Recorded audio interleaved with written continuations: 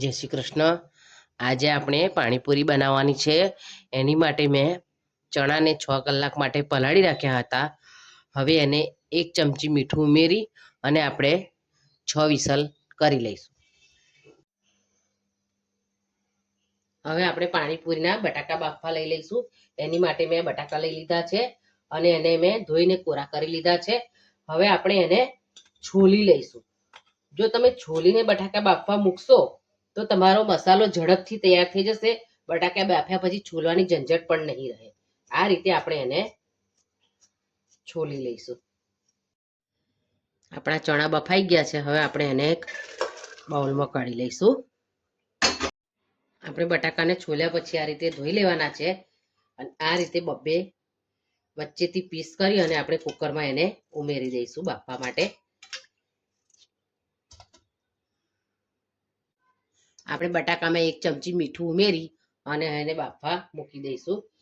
મીઠું તમે આ રીતે બાફવામાં ઉમેરશો બટાકામાં સરસ મીઠું ચડી જશે। હવે આપણે એને બટાકાને હવે બાફી લઈશું। આપણા બટાકા બફાઈ ગયા છે। હવે આપણે એને કાણાવાળા બાઉલમાં લઈ લઈશું। પાણીપુરીમાં ભરવા માટે આપણે બટાકાનું પૂરણ બનાવીશું। એની માટે મેં બટાકા લઈ લીધા છે। હવે આપણે એમાં ચણા ઉમેરીશું। આપણે મીઠું ઉમેરીશું સ્વાદ મુજબ, સંચળ ઉમેરીશું સ્વાદ મુજબ। આ સ્પેશિયલ મરચાની ચટણી બનાવી છે। એમાં મેં 4-5 કાશ્મીરી લાલ મરચાં અને 10-12 તીખા મરચાંને પલાળી રાખ્યા હતા ગરમ પાણીમાં। એ આપણે પેસ્ટ બનાવી લીધી છે। એમાં મીઠું એકલું ઉમેરીને એ આપણે હવે પૂરણમાં એમાં ઉમેરીશું। હવે આપણે બધું મિક્સ કરી લઈશું।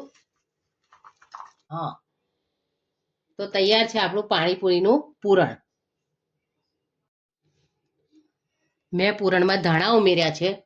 તમને ધાણા ગમે તો તમે ઉમેરી શકો છો।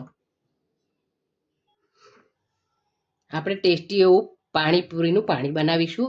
એની માટે મેં ધાણા લઈ લીધા છે, ફુદીનો લીધો છે, આપણે સૂકું લસણ છે એની કળીઓ 10-12 ઉમેરીશું અંદર। એક લીલું મરચું ઉમેરીશું, 1 ચમચી સંચળ પાવડર ઉમેરીશું, સ્વાદ મુજબ મીઠું ઉમેરીશું, 1 ચમચી પાણીપુરીનો મસાલો ઉમેરીશું, લીંબુનો રસ ઉમેરીશું, બરફના ટુકડા ઉમેરીશું, થોડું પાણી ઉમેરીશું। હવે આપણે એને ગ્રાઇન્ડ કરી લઈશું અને આપણા પાણીને બાઉલમાં લઈ લઈશું। તૈયાર છે આપણું પાણીપુરીનું પાણી। ખૂબ જ ટેસ્ટી। તો તમે એક વખત મારી રીતે ચોક્કસ ટ્રાય કરજો અને કમેન્ટમાં લખીને જણાવજો કે મારું પાણીપુરીનું પાણી બનાવેલું તમને કેવું લાગ્યું। હવે આપણે એમાં બરફના ટુકડા ઉમેરીશું અને સર્વ કરીશું। તો તૈયાર છે આપણી ચટાકેદાર મસાલેદાર પાણીપુરી। તમે મારી રીતે એક વખતે પાણીપુરીનો મસાલો અને પાણી બનાવીને ટેસ્ટ કરીને મને કોમેન્ટમાં લખીને જણાવજો કે મારે બનાવેલો પાણીપુરીનો મસાલો અને પાણી તમને કેવું લાગ્યું। એને મેં આ લાલ મરચાંની ચટણી, આ મસાલો, ડુંગળી અને પાણી સાથે સર્વ કરી છે।